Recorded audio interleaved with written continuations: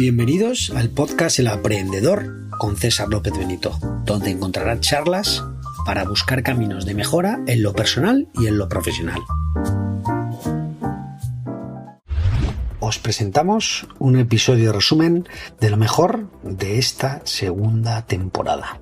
Hemos elegido de los 4 episodios anteriores las partes más reseñables para que no te pierdas los mejores momentos. Si te ha gustado lo que has escuchado, luego puedes ir directamente a los episodios completos dentro del canal y en tu plataforma favorita. Espero que os guste.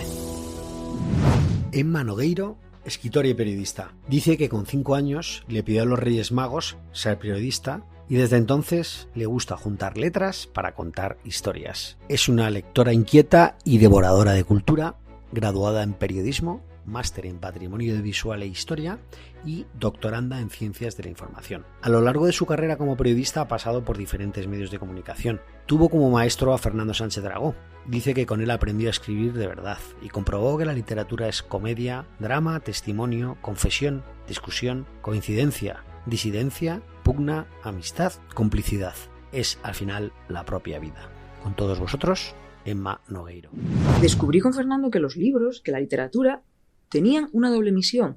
Efectivamente, la primera, llevarte al País de las Maravillas, y la segunda, obligarte a buscar lo nuevo en el fondo de lo desconocido. Y entonces yo siempre cuento y digo, y cuando comprendí eso, empezaron a pasar por mis manos Conrad, Stevenson, Henry Miller y una larga lista de autores que algunas veces me llevaron al País de las Maravillas y otras veces efectivamente me obligaron a buscar lo nuevo en el fondo de lo desconocido. Ajá. Es por otra parte lo que me pasaba con Fernando, que me llevaba al País de las Maravillas y que también me animaba a buscar siempre lo nuevo a mí y a todos los que conocía en el fondo de lo desconocido. Sí. Otra frase que me gusta mucho del libro es la que dice: la vida es un viaje a lo largo de lo que los místicos llamaban camino de perfección. Por ello, solo vive quien viaja. El escritor es el cronista de esa aventura. Y solo escribe quien se atreve a aventurarse en el sentido literal de la expresión.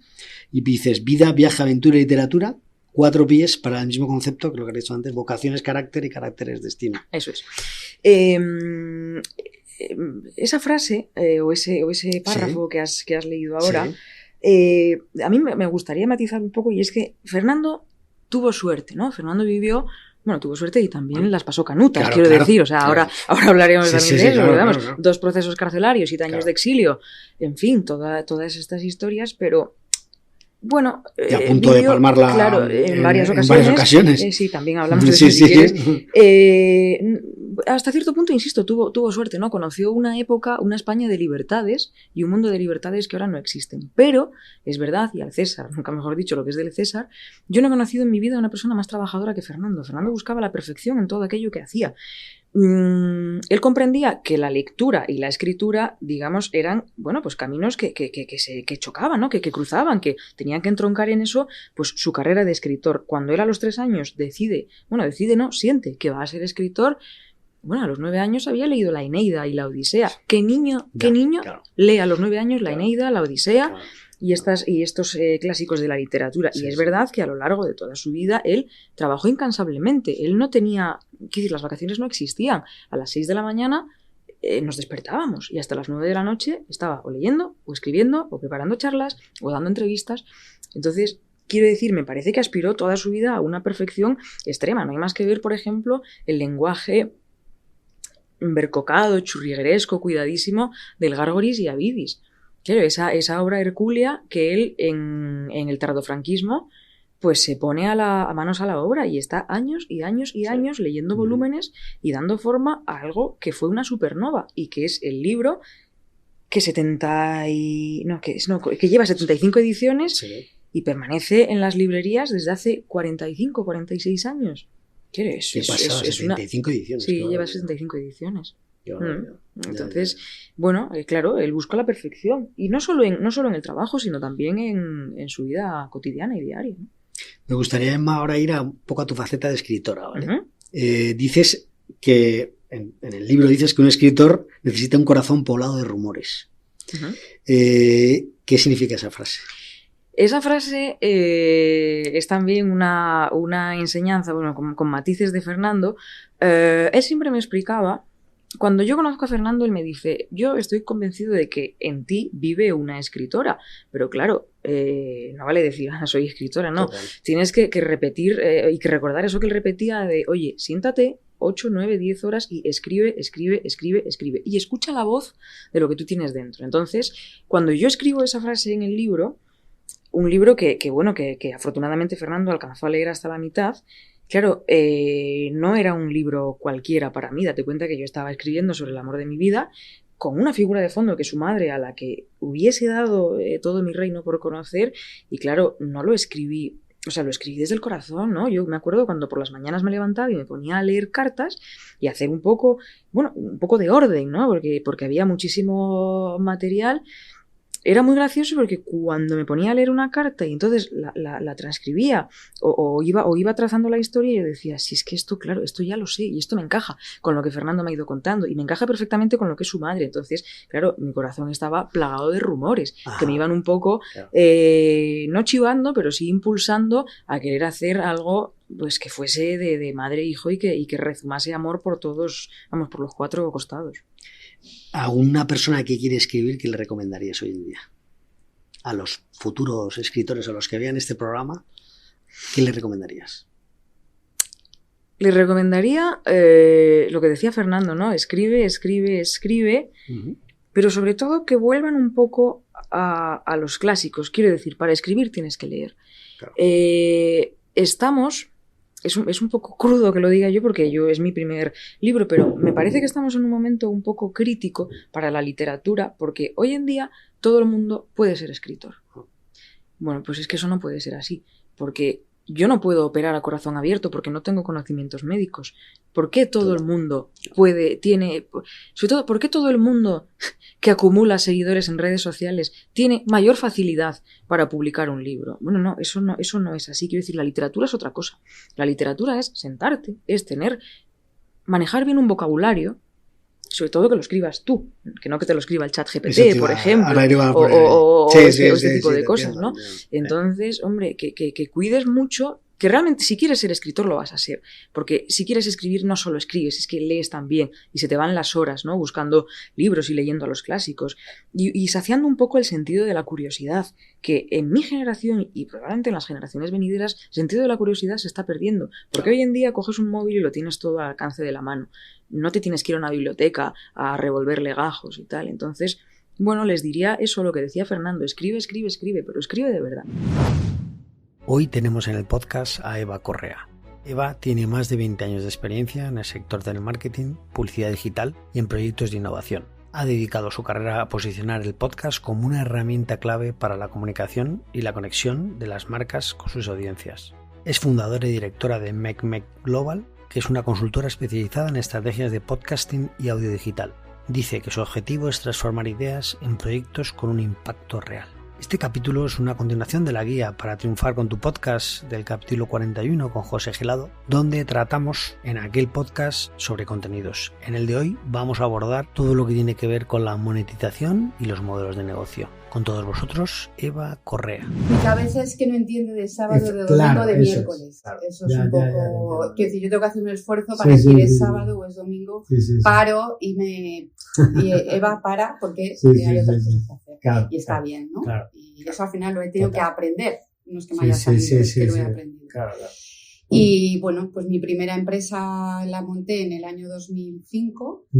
Empresa como tal, no, porque con startups he estado trabajando en unas cuantas. Y fue una empresa de eventos exclusivos para empresas, boutique.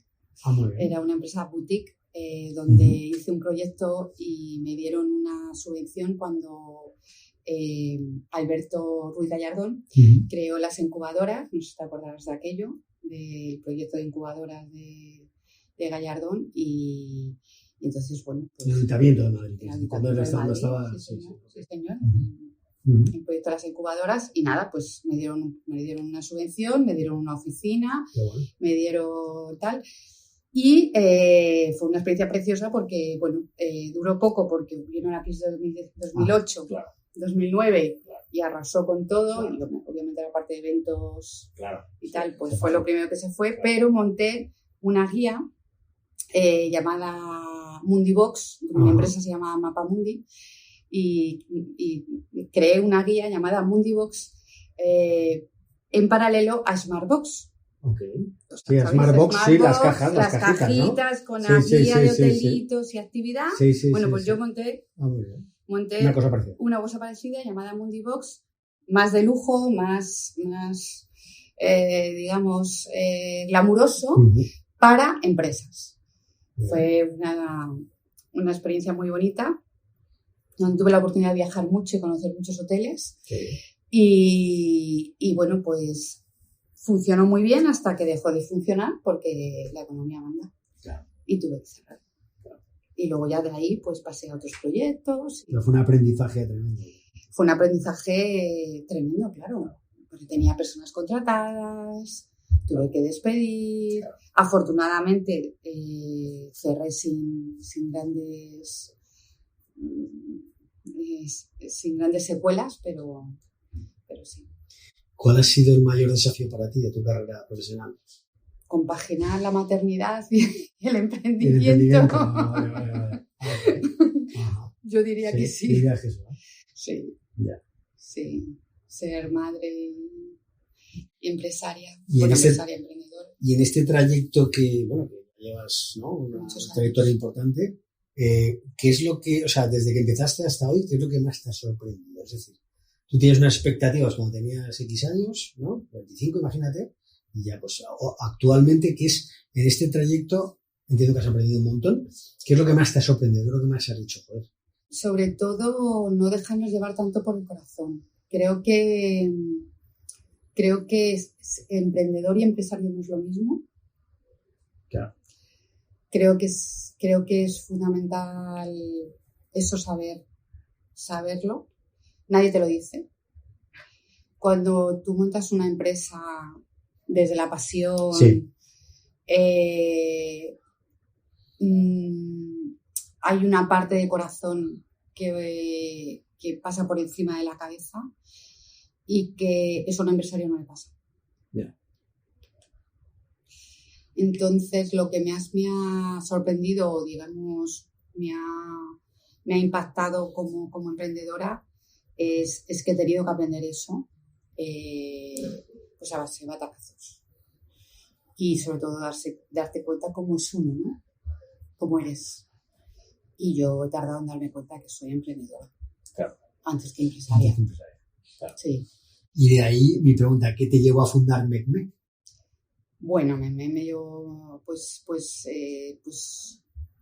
las ganas de seguir desarrollando nuevos modelos de negocio. Lo que más me gusta de mi trabajo es poder ofrecer a los clientes maneras diferentes de acercarse a la audiencia, a los clientes, maneras diferentes de comunicar. La comunicación me fascina. Y MECMEC es una manera de... Nace desde ese espíritu en el cual estaba al principio de sus inicios, era realmente una empresa dedicada a todo lo que tuviese que ver con branded content y todo lo que se estaba desarrollando en base a la parte de branded content, ¿no? A todo lo que tiene que ver con el branded content, que es mucho, tecnología, inteligencia artificial, todas estas cosas, pero de repente se metió el mundo del podcast. Claro. Entonces se metió y tuve que dar un giro. Pivotar, ¿no? Como dicen los... Exacto, ¿no? Claro. Y centrarme en el mundo del podcast. O sea, lo que te hizo centrarte en el mundo del podcast es porque lo viste claro, porque te salieron clientes. ¿O bueno, porque llegó Alex Barredo, me habló del podcast, empecé a estudiar sobre el podcast, empecé a leer, empecé a ver lo que se estaba haciendo en Estados Unidos, me fascinó, me encantó y dije yo aquí tengo que estar y llegó la oportunidad de meterme en el proyecto de Cuenda. Claro, y a partir de ahí, pues... Ya. ¿Cómo desarrollar tu inteligencia emocional con éxito? Hoy nos lo explica Beatriz Serrano, profesora, conferenciante, escritora y especialista en inteligencia emocional. Beatriz es doctora en Ciencias de la Educación. Ha ejercido durante 43 años como maestra en el Colegio San Pablo CEU. Es colaboradora habitual de medios de comunicación como Telemadrid, La COPE, La Sexta, entre otros. Desde el 2004 dirige Aula y Emocional, donde se pone al servicio de aquellas personas cuyo estado emocional les impide vivir la vida que desean. Es autora de libros como El matrimonio, un laberinto donde debemos encontrarnos, de TDAH, trastorno o moda, psicología y educación, e inteligencia emocional, una herramienta para la educación familiar. Dice que cualquier proyecto tiene que nacer del amor, del deseo de mejorar nuestro entorno más próximo y para que luego tome altura y se extienda, porque el amor, dice, no tiene límites. Con todos vosotros, Beatriz Serrano Garrido. Estoy estudiando, estoy cumpliendo con mi responsabilidad como padre, como alumno, como profesor, estoy haciendo bien las cosas, me encuentro bien de salud. O sea, si voy a empezar a preguntarme por mí y me voy a decir cosas que no quiero oír, no me pregunto y me conecto con el otro. Entonces entro, ¿qué hace este? ¿Qué ropa lleva este? ¿Qué se pone esta? ¿De qué habla este? Claro. ¿Qué problema tiene este? ¿Por qué? Lo hacemos como una huida. Que no queremos estar en nosotros. Ahora hay mucha gente muy interesante que para mí, yo te digo una cosa, tengo redes sociales porque las tengo que tener, entre otras cosas porque necesito, porque estoy ahí y hay gente que me conoce a través de la red y viene al despacho, oye mira que he visto esto, qué tal, y ya está. Pero yo subo alguna cosa, si lo veis, es que no subo casi nada. Y lo que menos hago es seguir la vida de nadie. La vida de cada uno es la de cada uno. Claro. A mí me interesa la vida de uno si me conecta a él. Claro. Si yo ahora contigo, pues puedo entrar en ver tus podcasts, en ver a qué te dedicas, qué has hecho, porque estoy conectada a ti. Pero a mí lo que hace la gente es su problema. Claro. Entonces hay que saber cuánto tiempo le dedicamos a la vida de los demás y por qué. Totalmente. ¿Por qué estoy viviendo la vida de los demás? ¿Porque estoy aburrido y no sé qué hacer? ¿Porque no quiero hacer lo que tengo que hacer? Porque me da miedo ver qué tengo que hacer que no estoy haciendo. Tú sabrás. ¿Qué cuento chino de las celebridades y el de las influencers? Todo esto es un cuento chino, pero absoluto. Hombre, y además una cosa te digo, yo tengo personas en el despacho con verdaderos problemas de esto. No te puedes imaginar los problemas. Es que como no se visibilicen bien, o sea, como no tengan muchos likes y mucho tal, es que entran en depresión, ¿eh? Claro. Es que yo digo, Dios mío... Eso es ego, ¿no?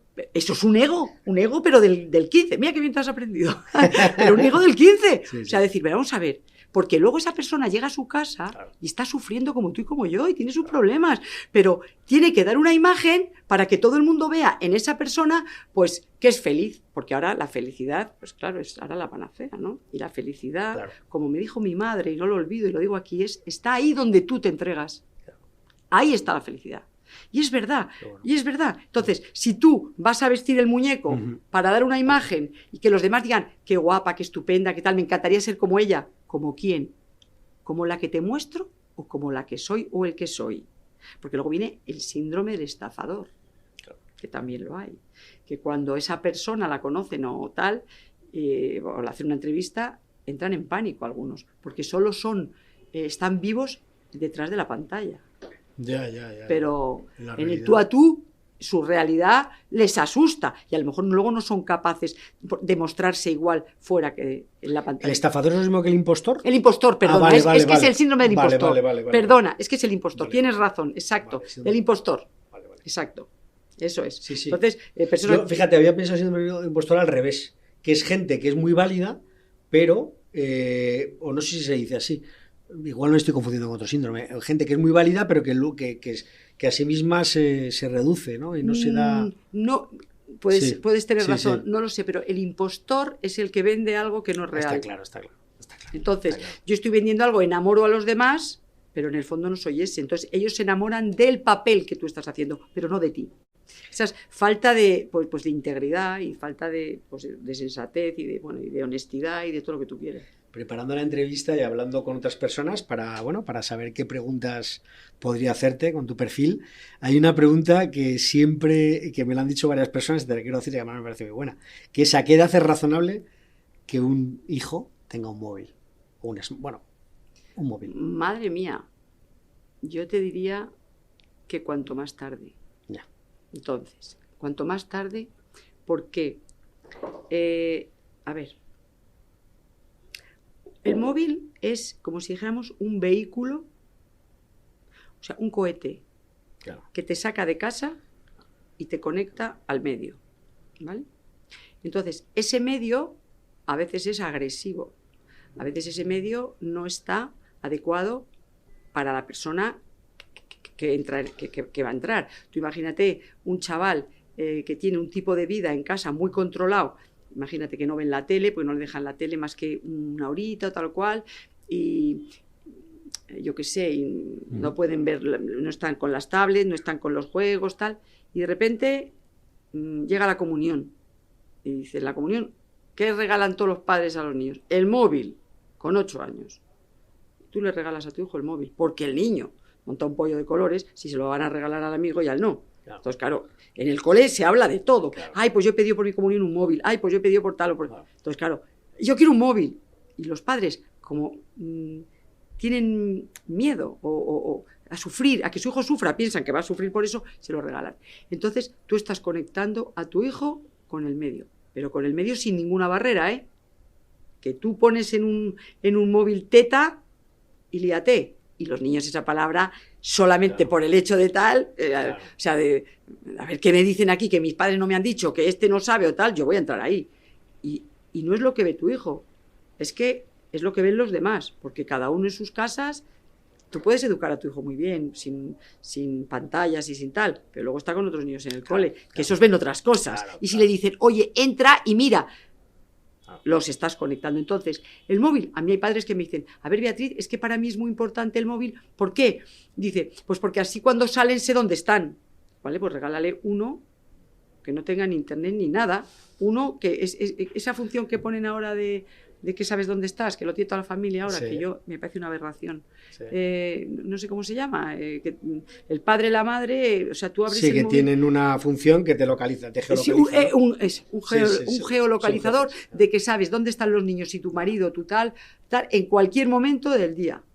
Yo ni para los hijos ni para tu pareja. Yo no lo veo, un cortar la libertad y un impedir que esa persona sea libre. Que haga lo que quiera y que resuelva su vida. Y ya veré yo eso cómo incide en la mía y ya cómo negociamos o qué pasa. Pero yo no hacer algo porque te lo estoy limitando, tú, el campo, que los niños o tu pareja, yo qué sé. Sí, no sé si me entiendes. Yo a lo mejor no me gusta entrar en ese tema, pero el de las libertades, porque ese es otro tema.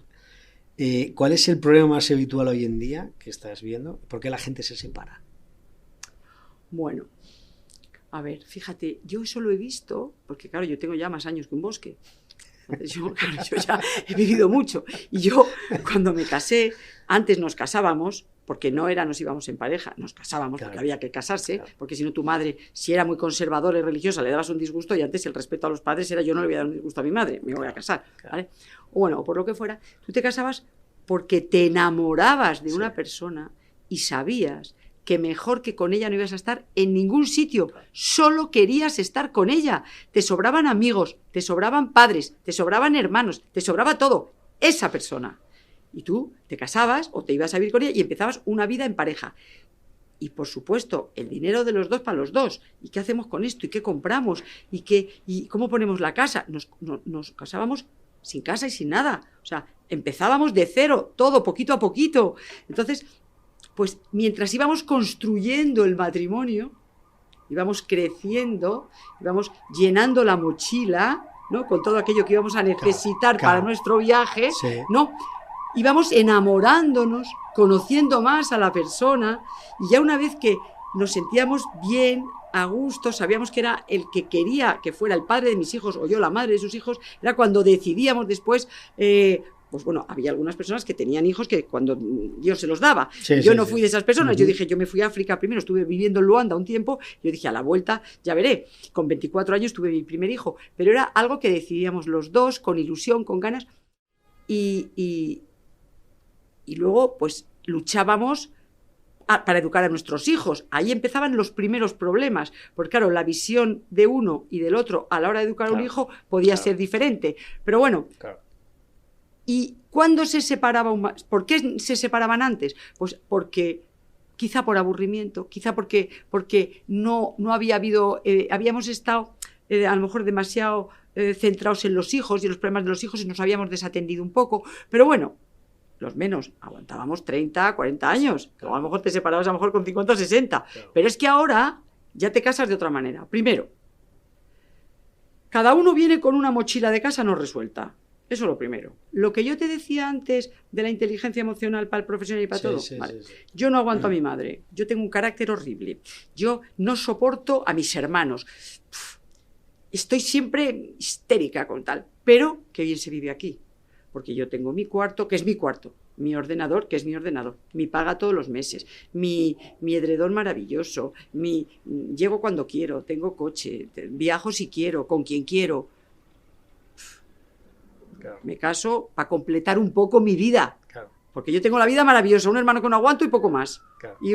Pero yo en mi casa hago lo que me da la gana. Pero este hombre o esta mujer me encanta. Este va a completar mi vida. Ahora ya viajo con él y tal. Claro. Entonces, vamos a unirnos en pareja. Pero es que el otro viene igual. El otro tiene todo. Lo tiene ya todo. Pues esta me puede venir o este me puede venir bien y tal. Y empieza. Pero claro, estas dos personas posiblemente no tienen muchas cosas resueltas de su vida. Son gente con sus complejos, con sus miedos, sus barreras, como te decía antes, que no fluyen, que no son armónicos, que no saben encajar una frustración, que no saben levantarse un día y decir, tengo que estar aquí, ¿sabes? ¿Quieres aprender técnicas de liderazgo militar aplicadas a la vida real? ¿Cómo se puede gestionar el miedo con éxito? Hoy nos lo explica el coronel de infantería David Cuesta, especialista en operaciones e inteligencia. También es la persona responsable del blog Mochila de Liderazgo, blog que contiene más de 300 resúmenes de libros donde, según dice él, la intención del blog es compartir para avanzar. Estos libros resumidos se basan en 3 grandes temáticas. La primera, el ámbito del liderazgo, la segunda, el complejo mundo militar y la tercera, todo lo relacionado con conocimiento del siglo XXI. Autor de varios artículos, más de 30, en publicaciones como la revista Ejército, Aeronáutica, Armada, Memorial de Infantería o el Instituto de Estudios Estratégicos, siempre relacionado con temas de organización, misiones internacionales y liderazgo militar. Con todos vosotros, el militar bloguero David Cuesta. No voy a decir que me duele, pero hemos hablado de este libro norteamericano, pero que habla de ese, nosotros lo traducimos como mando orientado a la misión. Sí. Ese mando orientado a la misión, que hay mucho escrito en el ámbito nacional, es una manera de mandar. Esa manera de mandar que nos lleva al liderazgo, es decir, es una filosofía. Entonces, ese mando orientado a la misión, que él lo centraliza mucho a nivel táctico, que lo reflejan en la iniciativa.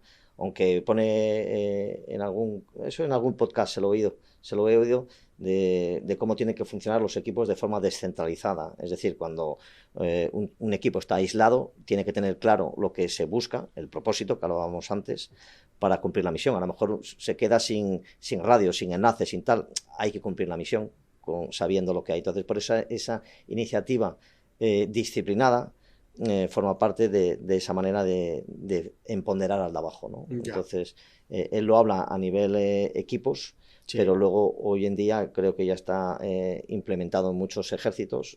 El nuestro es un ejemplo con ese mando orientado a la misión, se llama.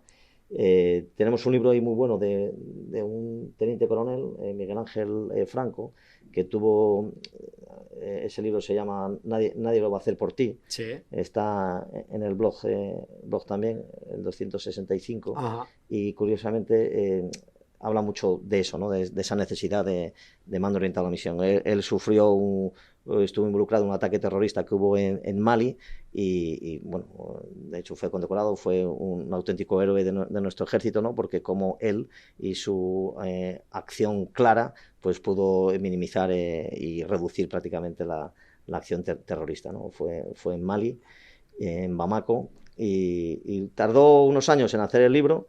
Y la verdad que es impactante, y lo asocio más a ese hablábamos ahí del norteamericano, del SEALs, pero también tenemos nuestros claro, héroes, por supuesto, sin lugar a dudas. Me gustaría un tema que no hemos hablado, que es muy relevante, creo yo, que es el miedo. ¿Cómo se combate el miedo? ¿Qué has aprendido tú de combatir el miedo? Porque al fin y al cabo eso es una experiencia muy personal de cada uno. Sí, ¿Qué liderazgo? Sí, efectivamente. Sobre el miedo aprendí mucho, además de en las situaciones difíciles, que a lo mejor es otro punto, pero Pilar Jerico, una de nuestras escritoras referencia también, muy, muy cercana al ámbito militar, tiene un libro específico, ¿no? de la gestión del miedo, ¿no?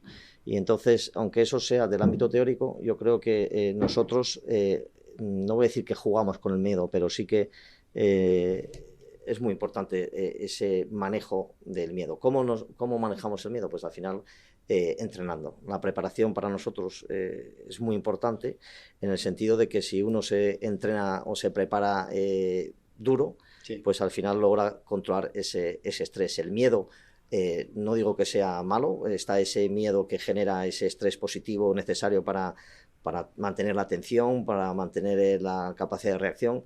Lo que no podemos permitirnos hoy en día es que el miedo nos paralice. Ahí está, cada uno puede tener a lo mejor la línea a una altura u otra, y eso se consigue con el entrenamiento. Hemos hablado de Jocko Williams, pero yo me quedaría con David Goggins, con otro SEAL, otro Operaciones Especiales norteamericano, que además el libro No me puedes lastimar, que mencionábamos antes, y ese libro lo suelo regalar recientemente a un compañero que tuvo una lesión importante, pues se lo regalé. Y este libro me recuerda a cómo uno gestiona el miedo en la adversidad extrema, por decirlo así, ¿no? Y alguien que ha pasado una situación que puede bloquear a mucha gente, pues alguien con ese compromiso o con esa visión clara o con ayuda del equipo. Ya. Porque al final esto uno se puede venir abajo en cualquier momento. Ya. Entonces ese equipo es el que nos da la potencialidad de avanzar, ¿no? Y si hemos conseguido ese compromiso, antes destaqué la palabra compromiso porque es ámbito organizativo, ámbito colectivo, pero quizá el lubricante que me facilita ese compromiso, ese círculo, es la confianza. Entonces, cuando uno ha ganado la confianza a todo el equipo, por el ejemplo, por su actitud, por su pasión, pues al final el generar confianza es como el ABC de eso, ¿no? Y de eso hablan estos dos de operaciones especiales, porque quizá aporte mucho el ámbito de operaciones especiales porque son situaciones extremas provocadas. Entonces, situaciones extremas provocadas nos permite sacar lecciones que luego las extrapolamos a la empresa. La gente que trabajó con Steve Jobs dicen que eso era peor que operaciones especiales. Entonces, cada empresa puede sacar sus lecciones. Entiendo. Hemos hablado de los miedos, hemos hablado de muchas cosas sobre liderazgo, ¿no? Los miedos. Ahora me gustaría hablar de, para un militar, para ti, ¿qué es el éxito?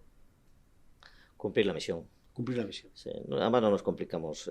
Bueno, en mi caso, esto también creo que es personal y a lo mejor cada uno puede interpretarlo de una manera, ¿no? Nosotros hablamos mucho de la satisfacción del deber cumplido. Claro. Hay veces que sé lo que tengo que hacer, otras veces que a lo mejor no lo tengo tan claro de forma concreta, pero sí de forma general, el propósito de mi organización, de mi equipo, de donde esté, entonces cumplir la misión de la mejor forma posible. Es decir, lo que no me gusta promover es el quedarse estanco. Por eso la cultura del cambio es algo que vemos a nuestro entorno, y en el ámbito militar podría parecer lo contrario. La cultura del cambio se fomenta mucho, ¿no? Cada vez hay más tecnología, más técnicas, trabajamos con personas cada vez más inteligentes, y no es lo mismo que hace 50 años, que yo no estaba, pero bueno, me lo imagino. Sí.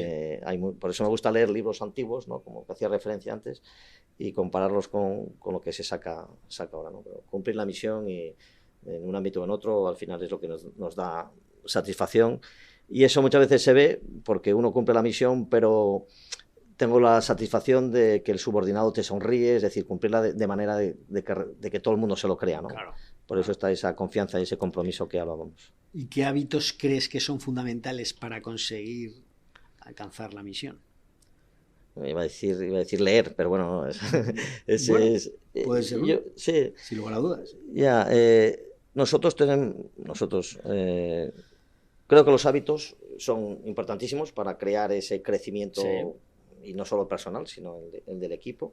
Entonces yo me quedaría con hábitos.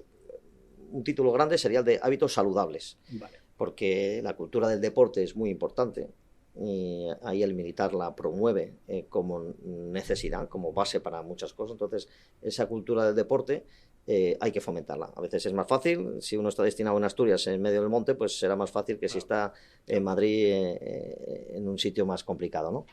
la cultura del deporte genera hábitos saludables, y eso al final creo que también ayuda a ese positivismo mental. Luego la cultura de aprendizaje, ese hábito de aprendizaje, porque hoy en día tenemos tanta información. Ahora de Ucrania no podemos decir que no hay pocas noticias o informaciones, pero lo mismo del entorno geopolítico, o lo mismo de África, o lo mismo de China. Entonces, la cultura o la pasión por intentar aprender, y luego pues eso nos permite a lo mejor estar mejor preparados. Hablabas antes de la matriz de Eisenhower, ¿verdad? Sí. Y me gustaría saber qué estrategias usas para priorizar tareas cuando todo parece urgente. Porque es que la vida, hablo en el ámbito no militar, sino civil. O sea, ¿tienes algún tipo de estrategia que puedas contarnos? Sí, también yo creo que esto es con la práctica, ¿no? Entonces, hay un momento que uno se tiene que conocer, el autoconocimiento es clave. Claro. Yo seguramente sea más rentable mentalmente a primera hora, y hay temas que me dejo para primera hora, porque sé que los ataco y soy mucho más ágil. Entonces, a lo mejor uno tiene que saber cuando su cerebro, cuando a las 6 de la mañana o a las 5 de la mañana correr 1000 metros seguramente no haga una buena marca. A lo mejor la hago mejor a las 10 de la mañana. Sí. Entonces, es un poco esas limitaciones, ¿no? Y luego afrontar lo importante o lo urgente, ¿eso cómo lo hago? Apuntando. Yo tengo muchas agendas, tengo muchas... la matriz de Eisenhower, hay una aplicación que también usé en su momento, ahora digamos la uso de otra manera, pero lo que sí hago es mover POSIT, ¿no? Tengo mis temas que tengo que atacar, a lo mejor en el día a día no puedo, pues sé que los ataco el sábado por la mañana. El sábado por la mañana, como hoy, es cuando dejo a lo mejor mi tiempo para pensar en lo importante, que no es lo urgente. Escribir es un hábito que creo que aporta mucho, pero lo tengo que buscar, no cualquier momento, momento vale. Pero luego sí que me he dado cuenta, hay un efecto que aprendí en un libro sobre herramientas. El Mago Moore, sí, que tiene varios libros sobre superpoderes, sobre gestión del tiempo, sobre cómo atacar los problemas, ¿no? Que también me gusta mucho el 300... sí, el último, hace poco, ¿no? Sí, hace poco, el 307. Y habla del efecto Zeigarnik. ¿El efecto, perdón? El efecto Zeigarnik. Okay. Y es por un psicólogo, y bueno, hablaba de los hábitos, hablaba de la lectura, pero sobre todo es como un efecto mágico, ¿no? El Mago Moore habla de efectos mágicos y tal, donde lo más importante es empezar. Entonces muchas veces vemos la tarea tan compleja que nos produce rechazo de empezar, ¿no? Y este efecto lo que habla es que somos más rentables cuando ya hemos empezado algo y lo tenemos incompleto. Hay muchos experimentos neurocientíficos de lo típico de dejar un puzzle, un rompecabezas, te obligan a dejarlo cuando está al 80-90% hecho, y luego se va el controlador, se va el que te ordena hacer eso, y por propia cosas interiores queremos acabarlo, porque una tarea incompleta nuestro cerebro le produce incomodidad. Este efecto habla de eso. Entonces, ¿qué quiere decir esto? Que lo importante hay que empezar las cosas, porque si yo he empezado mi libro, si yo he empezado mi artículo, o he empezado a pintar la casa, luego algo más del subconsciente me va a promover que lo empiece, que lo acabe. Que lo mande. Si no lo he empezado, no lo acabaré nunca. Y eso lo han demostrado, la neurociencia lo ha demostrado, ¿no? Y hay curiosidades, ¿no? Incluso hay como cuando leo en estas cosas del siglo XXI, hay un puzzle que se llama el puzzle alarm, que es un despertador. Entonces el despertador lo pones a las 5 de la mañana o cuando quieras, suena, pero para apagarlo hay que resolver el puzzle. Entonces, es un hábito duro, pero a veces me despierto con flexiones, otras veces con resolver un puzzle. Espero que te haya gustado el episodio de hoy. Si quieres ayudar a que el podcast siga creciendo, recuerda que puedes suscribirte en elaprendedor.com. También puedes recomendarlo en tu entorno, en las plataformas de podcast o en redes sociales. Si quieres contactar con el podcast, no dudes en comunicarte conmigo en hola@elaprendedor.com o en las redes sociales del podcast. Muchas gracias por estar por aquí y nos vemos muy pronto.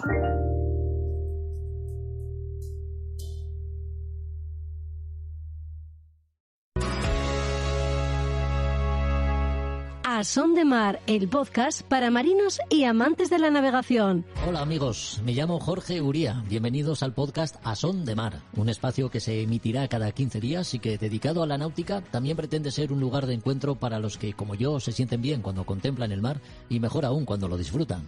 El respeto reverencial que tengo por la gente de la mar me ha llevado a grabar este podcast como homenaje a los hombres y mujeres que a diario gozan de las bondades, pero también padecen las inclemencias de un medio tan temperamental como la mar. Pescadores y pescadoras, marineros, patrones, marinos, navegantes, aventureros y aventureras, fareros, investigadores, eruditos, escritores, escritoras, todos ellos tendrán su espacio en este podcast, serán los verdaderos protagonistas. Entrevistas y expertos colaboradores ofrecerán sus conocimientos para deleite de quienes nos escuchen. Y no es broma, porque por este podcast desfilarán personajes que sin duda servirán de inspiración para muchos. A Son de Mar, el podcast para marinos y amantes de la navegación.